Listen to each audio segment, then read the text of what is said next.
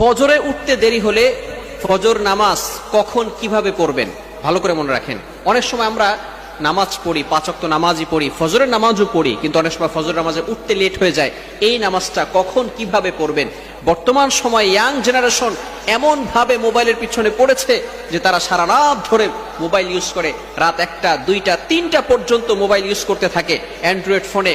অশ্লীল ভিডিও এবং মুভি নাটক দেখতে দেখতে দেখা যাচ্ছে তারা ফজরের নামাজ আর পড়তে পারে না। তাদের ঘুম থেকে উঠতে উঠতে 7টা 8টা 9টা 10টা বেজে যায়। এমনকি তারা এই ফজরের নামাজ, যারা নামাজি বান্দা, এই সমস্ত বান্দারা তারা ফজরের নামাজ জোহরের সাথে অ্যাড করে ফেলে। ভালো করে মনে রাখবেন, জোহরের সাথে অ্যাড করা যাবে না।